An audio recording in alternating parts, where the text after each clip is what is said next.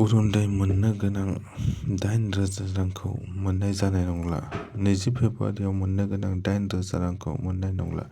मैया आसामनि chief minister Hemant Biswa शर्माया खौरांनि गेजेरजों फोरमायदों दि फैगौ 20 फेब्रुआरियाव मोननो गोनां अरुन्दइखौ 20 फेब्रुआरियाव होनाय जानाय नङा। बे रांखौ 20 फेब्रुआरियाव होआलासिनो 10 मार्चआवसो होनाय जासिगोन। बिथाङा बुंदों दि बै 8,000 रांखौ बारायना 9,000 रां होनाय जागोन होननानै खौरांनि गेजेरजों फोरमायदों।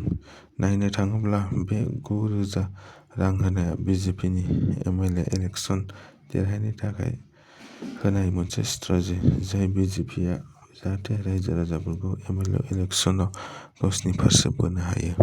बिपिएफ दोलोआ फैगौ एमएलए इलेक्सनाव देरहागोना रोखा जाबाय नामा?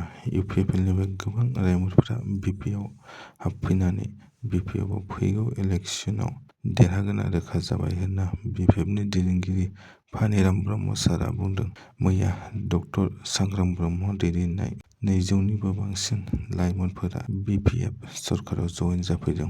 बै जइन जाफैनाय बिथांमोना खौरांनि गेजेरजों फोरमायदों दि बिथांमोना बिपिएफआव जइन जाफैनायनि मेइन थांखियानो जाबाय बिटिसिआव थानाय ज'त' बर' हारि आरो गुबुन हारिफोरखौ जौगानायनि थाखाय बिथांफोरा बिपिएफ दोलोआव जइन जादों होननानै खौरांनि गेजेरजों फोरमायदों। गसाइगाव मोसौ फालांगि खालामग्रा गंसे बलेर' गारिखौ हमना मोननाय जादों। खौरांनि गेजेरजों मिथिनो मोननाय बायदिब्ला मैया फुंनि 4 रिंगायाव गंसे बलेर' गारिआ वेस्ट बेंगलनिफ्राय आसामाव फैबाय थानाय समाव गसाइगाव महकुमानि पुलिसआ सन्देहजों नायबिजिरनायाव बलेर' गारिखौ मोसौ फालांगि खालामनायनि थाखाय हमनाय जादों।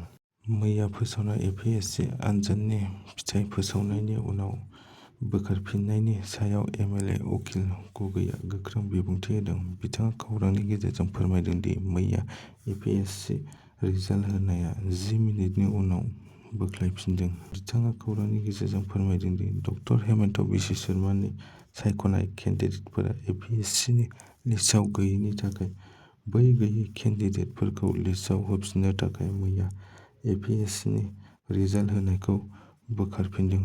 बिथां अखिल गगैआ बे जाथायखौ लानानै गोख्रों सोंखारिदों आरो एपिएससिआव कारापसन जाबाय होनना खौरां मेलनि गेजेरजों बिथाङा फोरमायनाय जादों। कारिगावनिफ्राय गसाइगावसिम थांग्रा लामायाव मोनसे थावनि गारिआ अर खामदों। खौरांनि गेजेरजों मिथिनो मोननाय बायदिब्ला बे जाथाया कसुगावनि नेशनेल हाइवेआव मोनसे अइल टेंकारआ अर खामना जेंना बेरफुदों, जायखौ खबर मोननानै जायगानि पुलिस आरो फायार ब्रिगेडआ गोब्राब नाजानायनि उनाव अरखौ काबुआव लाबोनो हादों। खौरांनि गेजेरजों मिथिनो मोननाय बायदिब्ला साबेसे जोखोम जादों आरो साबेसे जिउ गोमानाय जाखो खौरांनि गेजेरजों दाबो जेबो आपडेट मोननाय जायाखै। आपडेट मोनब्ला होबोगोन आं। एपिएससि रिजाल्ट होनाया मोनसे केलेंकारि जाबाय नामा? मैया एपिएससिनि रिजाल्टखौ होबाय, जाय रिजाल्टखौ नायनानै रायजो राजाफोरा रागा जोंनाय फोरमायदों।